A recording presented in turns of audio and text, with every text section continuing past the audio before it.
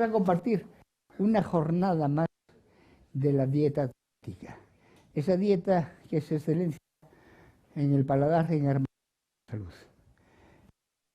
No hace falta preguntar para saber que a quién se le pregunte en cualquier sitio, preguntando en dónde se come bien, ellos responderán que en Galicia, en Asturias, en los territorios atlánticos, porque tenemos una cocina, una gastronomía muy singular. Primero, disponemos de unos productos excepcionales, productos tanto del mar como del campo, como del monte, incluso la caza, que cada día escasea más, pero es una caza. Dentro de poco vamos a tener jabalís, hasta ya las tenemos en las plazas de los pueblos, o sea que la caza va a abundar, al menos en ciertos sentidos. Pero además hay otra cosa, que la tradición gastronómica nuestra es absolutamente respetuosa con el producto. Lo trata muy bien, no lo adultera nada. Con lo cual, toda la fuerza natural de ese excelente producto lo tenemos en el plato. Y eso además hace que precisamente esta alimentación, este tipo de alimentación sea sanísima, porque es una alimentación muy natural que incluso con todas aquellas colaterales que hoy manejamos en nuestras charlas, en nuestros espacios científicos, etcétera, como es el carbono, etcétera, etcétera, la Galicia huella cero, la alimentación cero. Lo mismo pasa en Asturias, en el norte de Portugal, este arco atlántico que caracteriza una comida excelente y un respeto con la salud excepcional. Hoy, en esta jornada, tenemos la facilidad de tener a dos personas también excepcionales por el amor a lo suyo, por su dedicación y por su capacidad e inteligencia orientada también a lo natural. Tenemos al profesor Gumersindo Feijóo, que es catedrático de ingeniería química. Es, bueno, cantidad de cosas, es imposible decir lo que es, pero sí hay un rasgo que a mí me gusta destacar, que es de Cambados. Eso es probablemente, hablando de dieta, es de lo más importante, porque Cambados es desde luego un sitio excepcional, en donde los bivalvos saltan por las calles, saludando a la gente, felicitan las Pascuas, hacen de todo.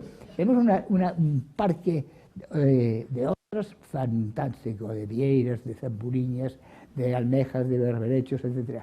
Y a poquito que se salgan de Cambados ya están pescando unos peces excepcionales, unas centollas fantásticas. ¿Qué más quiere? Pero aparte de eso, si tiene un mar fantástico y generoso, no solamente eso, es que la huerta de Cambados es excelente. Yo los mejores repollos que he tomado en mi vida son los de Cambados, de la huerta de Cambados. Es así. No sé si vosotros tenéis conciencia. Pues yo los he tomado los mejores. Y encima tenemos tierra de Albariño, no hace falta decir nada más, y tierra de Barrantes, ese vino que da tan oscura la taza, tan tintada, ¿no?, que es excelente para tomar con gaseosa, mucho mejor que la Ribera del Duero, que también es bueno con gaseosa, pero no tan bueno como el Barrantes. Es así. No.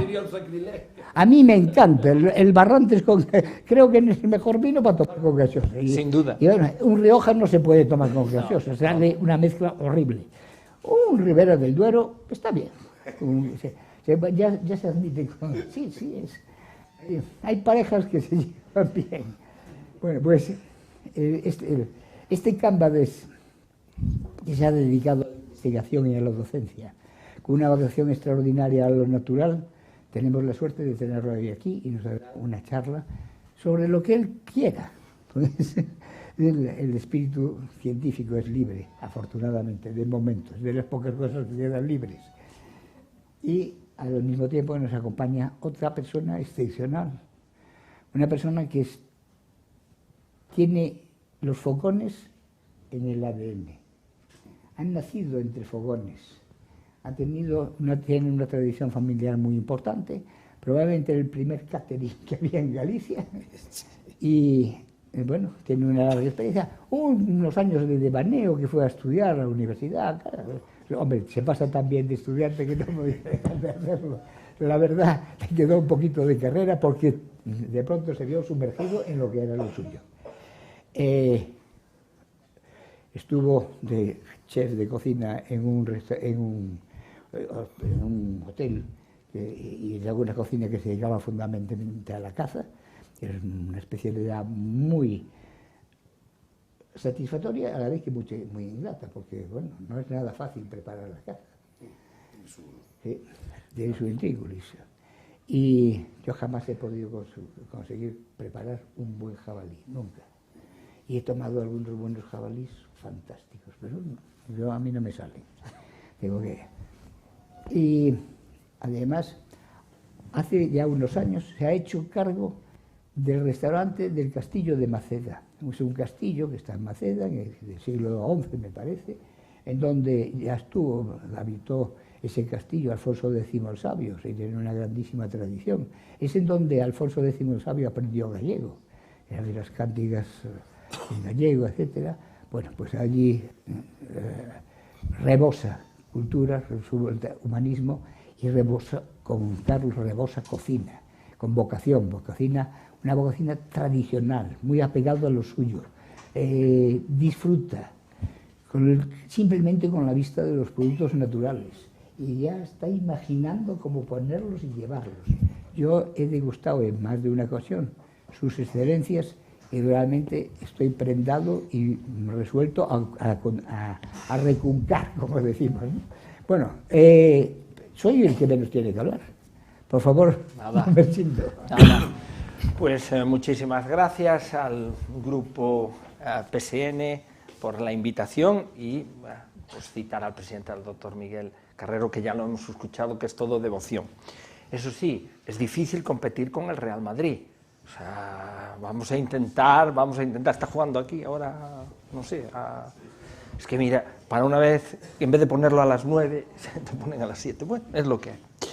Bueno, si tienen móvil dentro de un momento podrán sacarlo y les haré una pregunta que podrán contestar anónima, ¿vale?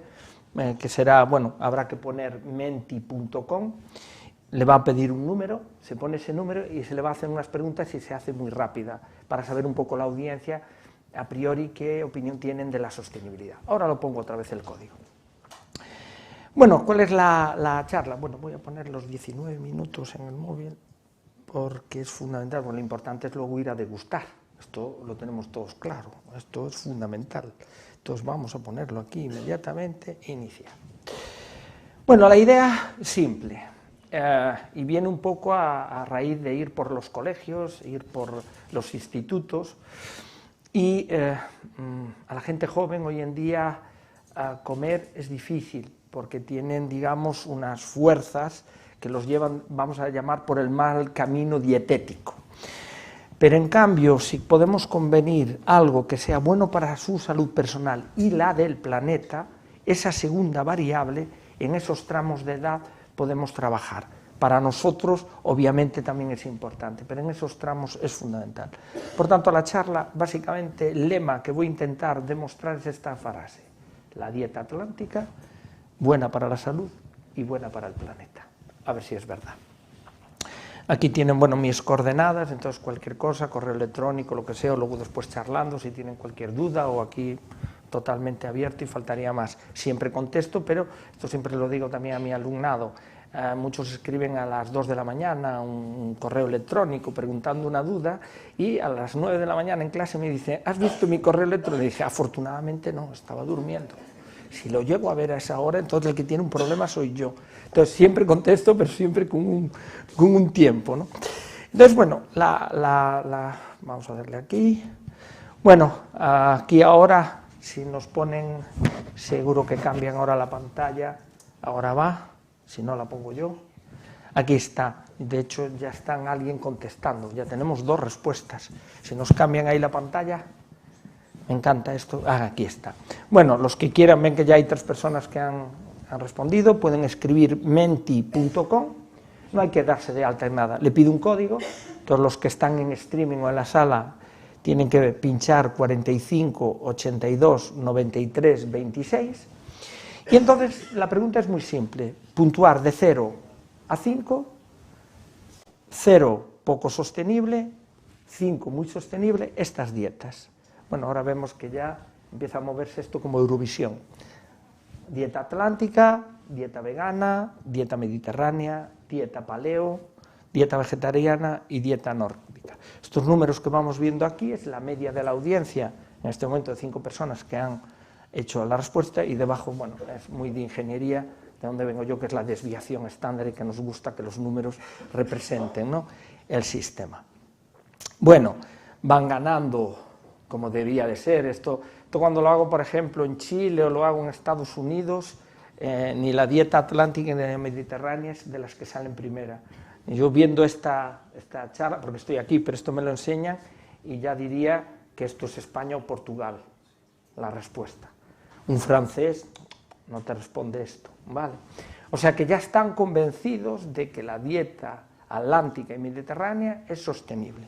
Vamos a ver ahora si la ciencia nos avala esa opinión, ese saber tradicional de nuestras abuelas, de nuestros abuelos, y que obviamente tenían mucho saber y tenían razón. Ahora vamos a traducirlo a números y a cuestiones. Entonces, si pasan a la presentación, esto queda ahí, se puede seguir respondiendo. Vale, entonces, lo primero, estamos hablando que en 2100 vamos a ser 11.000 millones de personas en el planeta, y hay que alimentar a 11.000 millones. Por lo tanto, la salud humana es muy importante, pero la salud del planeta también lo es, porque si no cuidamos la salud del planeta, no vamos a poder atender a la salud humana. Esta es la primera cuestión. La segunda cuestión es que cada vez somos más longevos. De hecho, ahí tienen los datos. El primer país del mundo con la mayor esperanza de vida es Japón, pero el segundo es España. Nuestro país tiene muchas ventajas, pero una de ellas es nuestro estilo de vida y nuestra nutrición. Eso es una ventaja competitiva. Bueno, ahí como buen cambadés siempre pongo Galicia. Bueno, el tamaño de la burbuja obviamente es la población. Entonces aquí estos chiquititos aquí ganamos un poquito a la media española, ¿vale?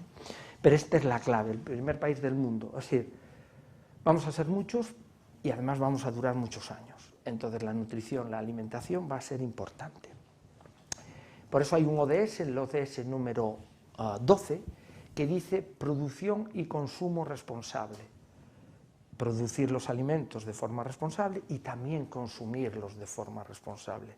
Si no los producimos el sector de forma responsable, ya el consumidor no podrá hacerlo, y a la inversa. ¿Vale? Entonces, primero, ¿cómo medir la sostenibilidad? Si yo hiciese aquí una pregunta de cómo medir la temperatura, todo el mundo diríamos, ponemos un termómetro y si tenemos 37 bien, pero si tenemos 40 tenemos fiebre. ¿Vale? La pregunta es, bueno, ¿y cuánto de sostenible? Esto pasa en muchas empresas que te hacen la pregunta, Sindo, ¿y cómo medimos la sostenibilidad? Hablamos de ella, pero ¿cómo la medimos? Claro, es un término complejo, porque tiene la variable social, la variable ambiental y la variable económica. Y muchas veces lo que ocurre es que esto permite, al no tener una fórmula muy empírica, que yo pueda hacer, digamos, una serie de movimientos extraños en los números.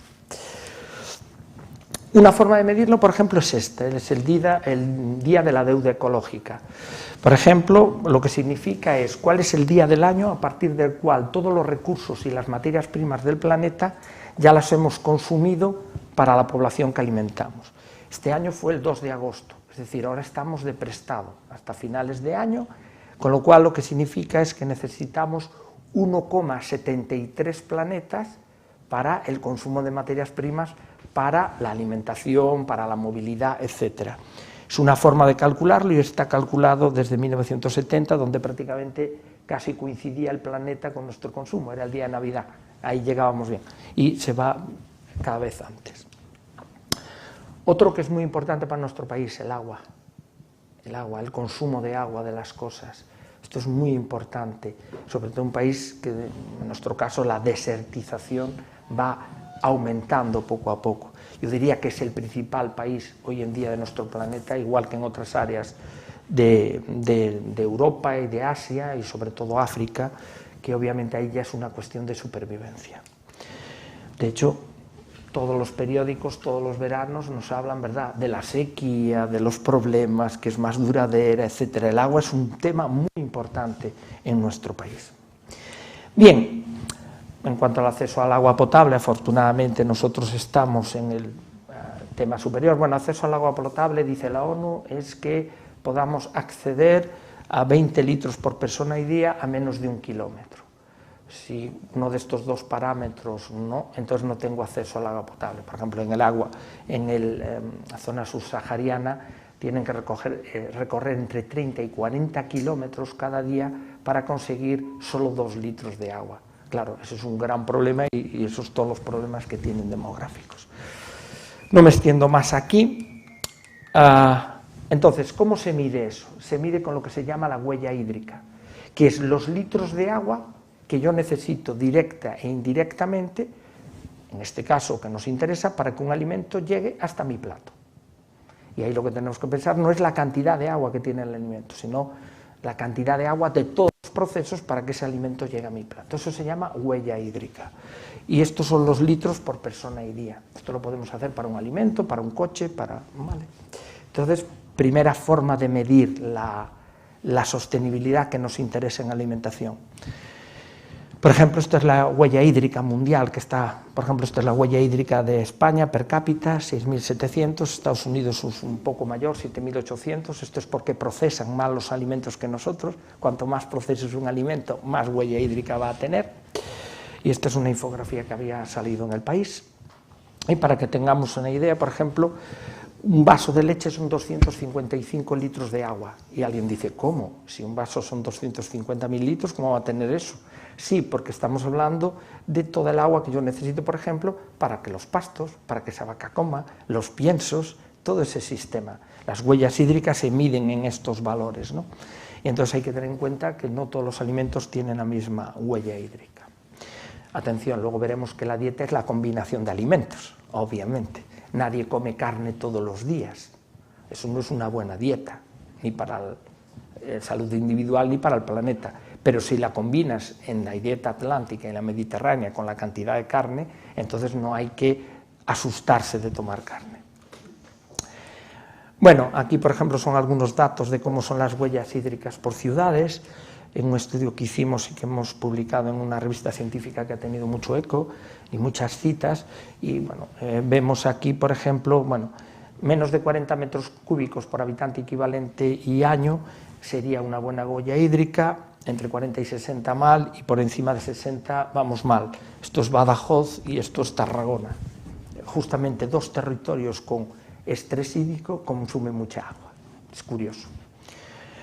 Bien, aquí son ideas para gastar menos. Bueno, todo esto luego lo pueden ver si utilizan el Safari y el Google. Pues la presentación la van a tener, si pinchan aquí llegan, pero hay una plataforma en abierto que se llama The Conversation, que luego se reproducen esos artículos en El País, en El Mundo, en la BBC, en National Geographic, y entonces bueno, nos piden a los académicos que hagamos artículos de 800 palabras, es decir, que se puedan leer en 4 minutos en el metro, donde toquemos un tema científico, ¿no? Entonces, bueno, yo tengo algunos dedicados a la sardina, a la vieira, como buen camboadés, el último al vino, que bueno, se ha leído muchísimo en México, entonces también sirve un poco de exportación, ¿no? Hay que hacer un poco de divulgación científica y exportar lo nuestro. No voy a hablar del vino árabe, a mí no me interesa, no, por muchos motivos. ¿Tienen vino? Sí, tienen vino. Ellos le llaman vino. Ellos le llaman vino. Yo es que viví bastante tiempo en Israel, en los altos del Golán, que hay mucho, bueno, claro, tenía allí israelitas, bueno, allí sí que era un conflicto, pero, en fin, volaban los misiles. Entonces, bueno, esta es la acción por el clima, que es el otro DS, que estos están más habituados, que es lo que nos bombardean con cambio climático. Realmente a mí la palabra cambio climático no me gusta utilizarla, me gusta utilizar la palabra kilos de CO2 equivalente en la atmósfera. Que eso pueda llevar a un cambio de clima o no, depende de la región, depende de la acumulación.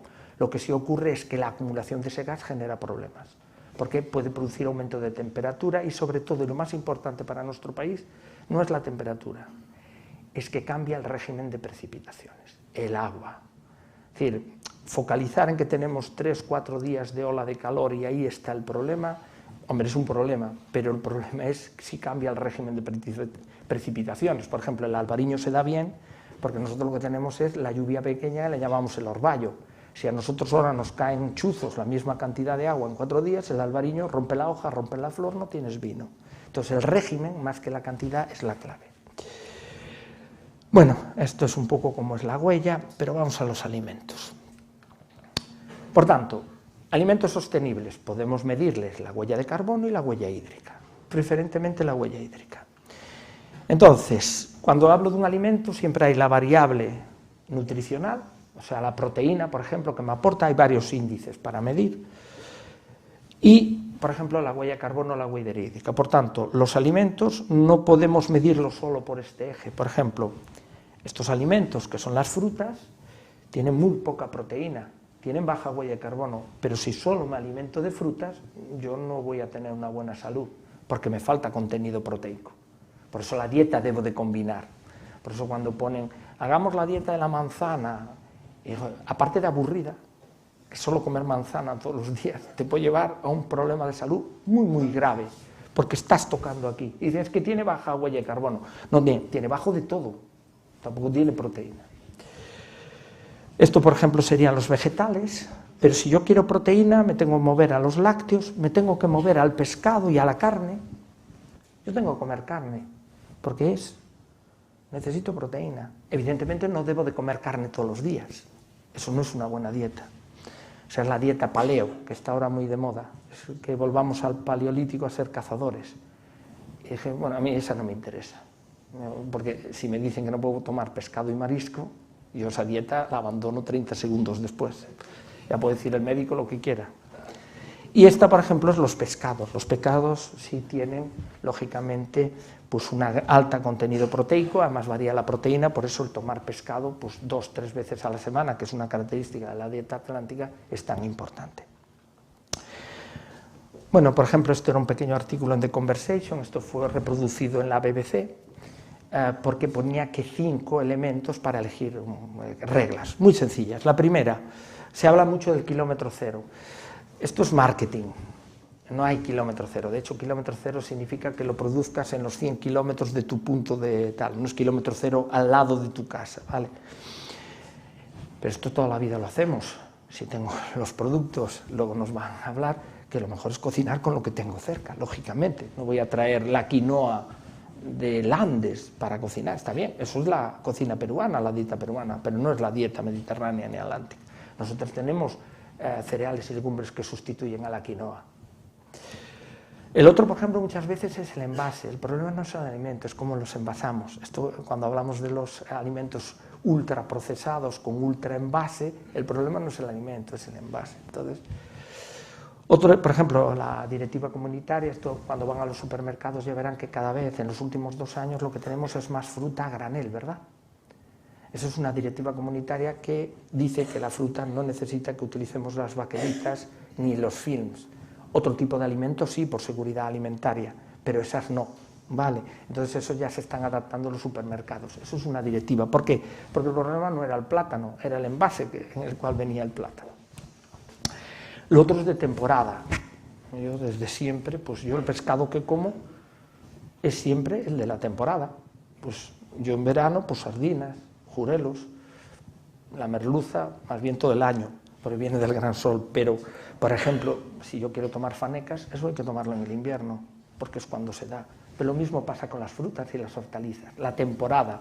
Porque si yo rompo la naturaleza, es decir, si yo tomo cerezas en Navidad, está claro que esas no son naturales, están de cultivo intensivo y estoy desestacionalizado, porque el jerte florece en marzo, abril y nos vienen las cerezas, ¿verdad?, a partir de junio, julio. Yo, por ejemplo, me gusta ir mucho a la mañana. Hoy no me dio tiempo, si no iría a San Martín ahí a ver, pues me encanta, porque veo las cerezas y digo, 80 euros el kilo, Dios mío. Oh. Bueno, ahora estará mucho más, supongo, por la inflación, claro, el aceite, en fin. Bueno, la otra cosa es que tengan etiquetas, ¿no? Las etiquetas son vías de certificación.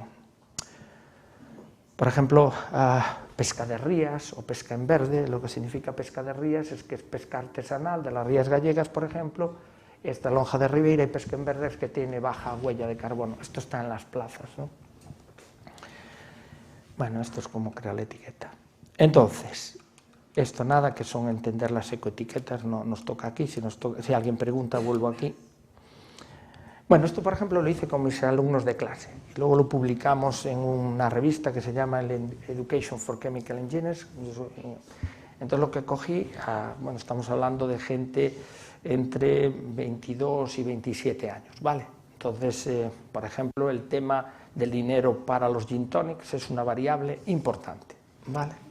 Eso es un tema, le piden a mamá y a papá el dinero y ese dinero es para comer, no es verdad, 30% va para las fiestas, un 70% va para comer. Entonces lo que les hice fue un trabajo, tuvieron que hacerlo, bueno, obviamente como eran ingenieros tuvieron que calcular estos números, que es, bueno, estos números, la integral de no sé qué, esto es cuando se acuerdan cariñosamente de mis familiares, cuando les hago hacer estas operaciones. Entonces, esto es lo que hicieron en clase, lo que hicieron, este era el promedio del alumno de la clase, tenían que anotar lo que tiraban, eso se llama desperdicio alimentario, es decir, yo compro algo, dejo que se caduque y lo tiro. Eso económicamente es una aberración, pero ambientalmente también lo es. Entonces, esto era el promedio. Entonces, esto en un mes perdían 3,75 euros. Claro, por los 100 alumnos que tengo, estamos hablando de 375 euros a la basura. Si esto lo multiplicáramos por 47 millones de españoles, por eso España es uno de los grandes países con desperdicio alimentario y pérdida, estamos hablando de miles de millones. Y esto era la huella hídrica, es decir, perdían 3,75 y tiraban 2.000 litros de agua. Le decía, esto que hacéis vosotros en dinero es esto, pero en huella hídrica es que vais al supermercado, compráis 2.000 botellas de agua y las tiráis por el baño. No lo hacéis, ¿verdad? ¿Cómo vamos a hacer eso? Bueno, pues lo estáis haciendo, indirectamente. Entonces no les dije nada, ellos me mandaban los 100, yo le hacía los cálculos. Hoy ya estamos, ¿ves? Entonces 19 minutos me permiten detener 3 minutos más y así cumplo el horario preciso. Y la segunda cuestión, yo no les decía nada. Al siguiente mes no les dije nada, eran constantes, y esto se lo enseñé en clase. Y lo que dije es, lo que ahorremos, hacemos una cena. Esto al mes siguiente y al mes siguiente. Que no dejaban caducar los yogures, las fresas no las dejaban caducar, compraban la cantidad que tal, es decir, se alimentaban mejor en definitiva. Pero a todo esto pasaron de 3,75 a 2,75. Esto estamos hablando de un 25, un 28% menos de ahorro de coste. Multiplicado por mis 100 alumnos, ahí estaba el dinero. Luego al final de la clase tuvimos un problema porque me querían a mí cobrar ese dinero. Y bueno, tuvimos que llegar a un acuerdo, como todo, querían, siendo, este trabajo vale dinero, tú has hecho esto, en fin. Bueno, esto al final era lo que era la clase, ahorramos 600 euros en solo 3 meses, 293 metros cúbicos de agua y 306 kilos de CO2, por un acto, digamos, de consumo responsable con los cálculos. Y ya para terminar, claro, estos son alimentos. Los alimentos, cuando los combinamos, hablamos de ¿qué? De dietas. Vale. Puse además este vídeo, porque esto si lo ve un médico dice, Sindo, ¿qué estás haciendo? Pero dice, pero que esto es un placer. Yo soy muy de postres. Eso es porque, claro, tenía razón el doctor Miguel Carrero, yo es que, no es por dar envidia, pero para cenar teníamos nécoras. Porque llegaban del mar y las nécoras, que se los rompía una pata, la tenías que comer en casa. Entonces yo de pequeñito decía, otra vez nécoras, ¿pero esto qué es? Esto no puede ser. Claro, cuando me tuve que ir a la universidad dije, caray. Y ahí había una diferencia sustancial. Recuerdo además que volvíamos al tema de la residencia de estudiantes casi al tema de trueque. Cambiaba nécoras por castañas de Pobla de Tribes y tal, y me venían unas castañas así, entonces era un tema, bueno, interesante, bueno, lo que hace una residencia universitaria, que es amplía tu mundo, ¿no? Entonces la dieta que es la combinación. Entonces nosotros estudiamos varias dietas, estas son las características que marcan, pues por ejemplo aquí vemos la dieta Esta es la dieta, ¿dónde está? Pues la dieta atlántica, pues tiene una cantidad grande de cereales, legumbres, por supuesto frutas. Fíjense en pescado, esto claro, es la frecuencia, es la cantidad, no comes tantos kilos de pescado como kilos de cereales o de leche, obviamente, ¿no? Entonces lo que hicimos al final fue esto, que lo tienen aquí, que fue este gráfico, este fue el que también le gustó a la BBC. Esto es muy de ingeniería. Nos gustan mucho las gráficas y los ejes, ¿vale? Entonces, esto se llama, de hecho, este cuadrante se llama el cuadrante mágico de Gardner. Se llama así, ese es el nombre. Porque, ¿qué significa? Yo puedo analizar casi todo en 2 dimensiones, no necesito 3 dimensiones. Esta dimensión, ¿qué es? El índice nutricional. Por tanto, cualquier dieta, combinación de alimentos, lo que quiero es estar lo más a la derecha posible. Y si aquí pongo un indicador ambiental, sea huella de carbono o huella hídrica, ¿qué quiero? La zona más baja. Con lo cual yo puedo hacer inmediatamente, ¿qué? 4 cuadrantes. El cuadrante donde tengo máximo aquí y mínimo de ahí se llama el cuadrante mágico de Gardner. Esto vale para nuestra casa, para nuestra economía. Esta puede ser nuestra economía al principio y tenemos que ir hasta aquí. Bueno, se puede hacer, pero para los alimentos. Por ejemplo, esta es la dieta paleo, que venía en muchas revistas del corazón, como la gran dieta que nos iba a salvar. Horrible desde el punto de vista nutricional, horrible desde la huella de carbono. Esta, por ejemplo, es la huella nórdica. Esto me encanta ponerlo cuando me meto con los noruegos y con los suecos, que siempre nos dicen que los españoles no somos ambientalistas. Y digo, yo, desde siempre, toda la vida, y mucho más que vosotros.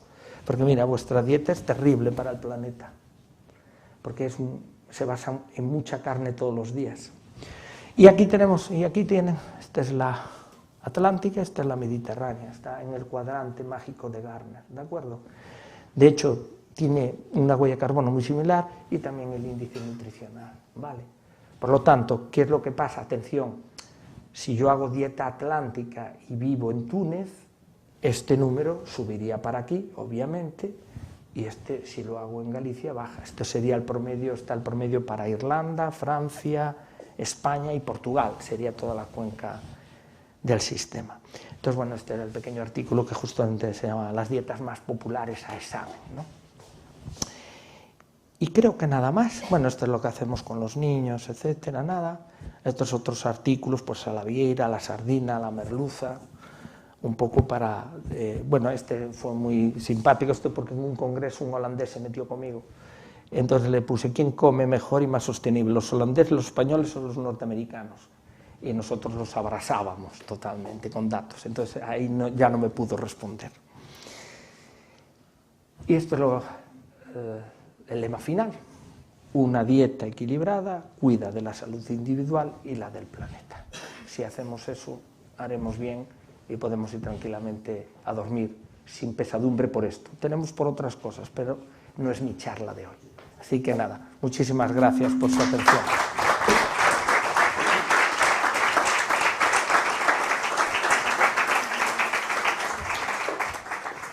Muchas gracias, Inma. Nada.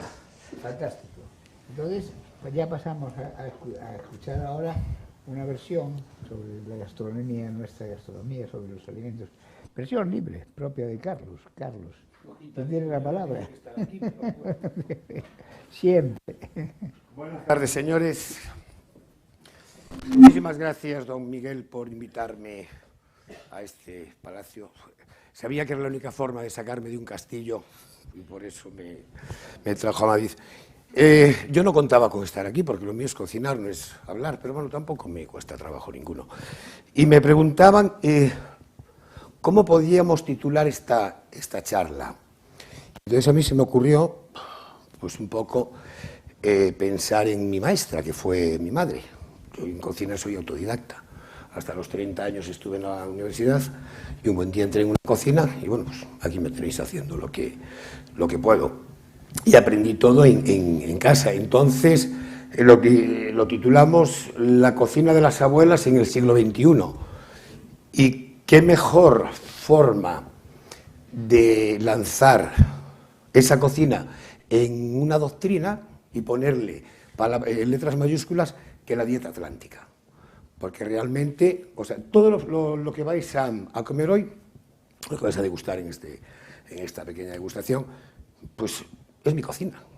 una cocina muy sencilla, como me decían en la entrevista, pero no menos importante. Yo le empecé a dar importancia relativamente hace poco tiempo, cuando sales fuera y realmente valoran esa cocina, que tú dices, es la cocina de tu madre, y claro, y cuando vas a un restaurante esperas algo distinto.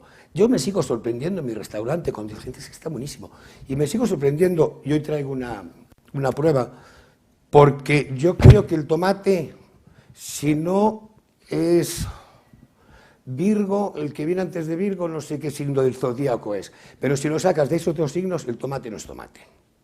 Porque está lo que decía antes, el signo del kilómetro cero, pues bueno, efectivamente el kilómetro cero no existe o es muy difícil porque las judías, pero seguro que todos los que estamos aquí recordamos, nunca visteis a los 15 o 16 años cerezas en enero, ni se veían mandarinas pues no sé en qué mes son las mandarinas, los tomates, por ejemplo. Yo soy un enamorado de 2 productos de temporada en mi tierra, que es el tomate y los pimientos de Oimbra. Hoy los pimientos de Oimbra los vais a tomar asados, pero llegan a finales de julio y es una variedad muy conocida, se está cada vez potenciando más. De hecho, Ana, la alcaldesa, me nombró embajador de los pimientos de Oimbra, porque allá donde voy van conmigo, y son cosas que sabes que tiene que llegar esa época. Lo que tú decías de las cerezas antes, en el Jerte pues se comen pues, cuando son las cerezas, porque la fruta incluso, el otro día compré nosotros allí llamábamos balsaínes, la nectarina, y dije, bueno, las compré un poco por lo que me cobraron, que eran carísimas, pero es que era textura, no era sabor. Y si os fijáis, ese olor de las pavías que le llamamos también allí, eso es muy difícil conseguirlo porque ya realmente tampoco ni se cultiva. Pero bueno, en fin, lo que para mí es la dieta atlántica, o llevo defendiendo la dieta atlántica, pues esa cocina de las abuelas, que bien es cierto, y coincidirán mis 2 compañeros, que Galicia evolucionó mucho en ese aspecto, no en la materia prima, que tenemos una de las mejores materias primas del mundo, sobre todo de la ría, creo, yo soy de letras, pero creo que el plancton de la ría le imprime un sabor muy especial a los mariscos de la ría, sobre todo a la centolla, o sea, a los centollos. Yo es que como el centollo de Galicia, me hablaban de las centollas de Suaya, pero bueno, para mí siguen siendo las mejores, y creo que es por eso, ¿no? Por el plancton de... Bueno, pues tenemos el mejor marisco. Bueno, yo es que soy hijo de pescadores y entonces en el verano había que pescar. Entonces se juntan como en grandes, bueno, la palabra es bolo, significa como grande tal. Entonces puedes no pescar nada o venirte 80 centollas al mismo tiempo. Tienes que cogerla, hacen como pirámides debajo del agua. Y por supuesto la centolla es más rica que el centollo. La hembra con las huevas, eso es bocato di cardenale. El centollo no. Pero la pata del centollo cuando tiene carne... Eso sí. Pero yo soy de centolla. Bueno, a ver, los gallegos y los mariscos es como los colores, cada uno el suyo. ¿Cierto? Y entonces lo que decía, que tenemos muy buena materia prima, pero igual no se cuidaba un poco la elaboración o incluso la presentación, y en eso sí que hemos evolucionado muchísimo. Y eso le dio muchísimo valor subió mucho en efectos sociales la dieta atlántica, porque ahí sí que nos ganaban un poco el resto de España. Creo que la primera cocinera con un poco de renombre en Galicia, que empezaba a codearse con los grandes chefs, Doña Vicente, y bueno, ahora actualmente ya hay muchos, pero tardamos, y ahora sí, pienso que tenemos muy buena materia prima, y yo ya me pilla mayor para hacer otro tipo de cocina, espero jubilarme con esta. No voy a decir nada más porque me someteré al examen del público, por eso hablo antes, después andré por la puerta de atrás. Y bueno, degustarán el tomate, que eso es un detalle mío por el cariño que le tengo.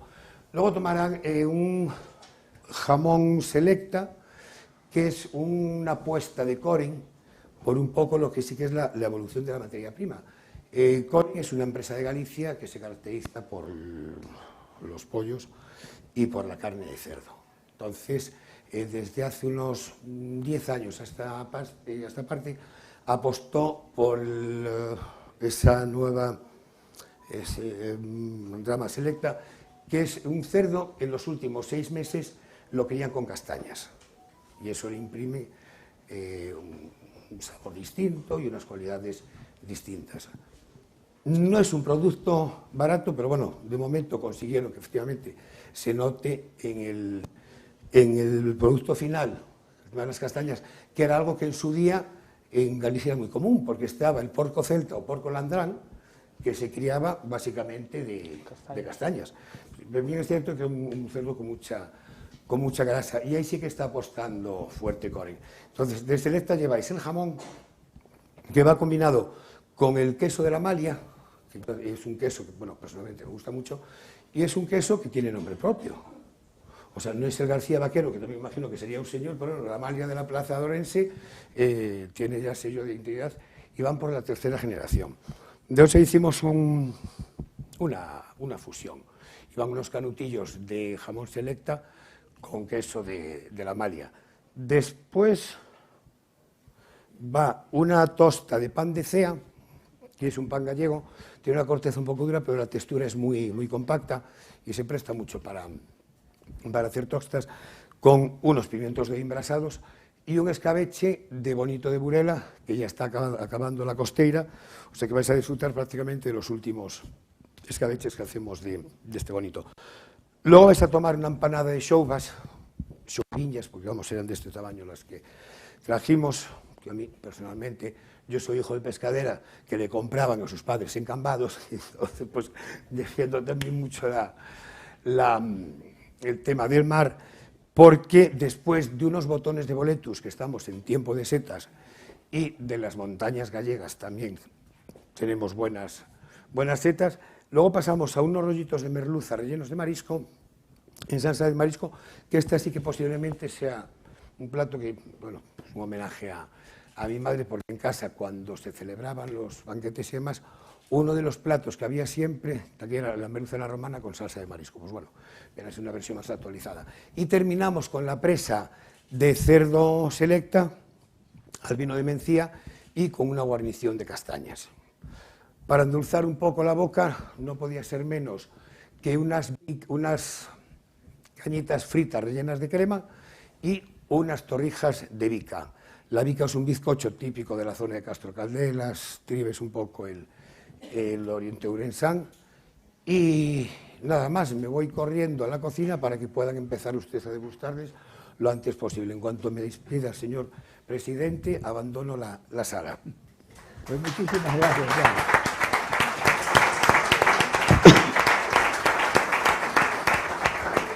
Bueno, la tierra es tan generosa que si antes hablaba del Bariño y del Barrantes, aquí ahora tenemos que hablar del Godello y del Mencía. De Valdeorras. ¡Qué caramba! Que también son otros vinos excelentes. Es así. Gracias, Carlos, por tu charla.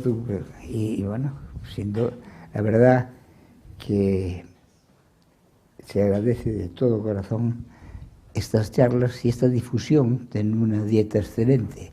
Yo creo que quien más lo tiene que agradecer es el público que lo recibe, porque realmente se le está ofreciendo el conocimiento de algo muy singular y muy próximo a la excelencia. Comentábamos que la excelencia nunca se consigue, pero próximo a la excelencia están algunas cosas como es la dieta atlántica. Y ahora les invitamos a todos ustedes a hacer una degustación de esta dieta atlántica. Y muchísimas gracias por su presencia. Gracias.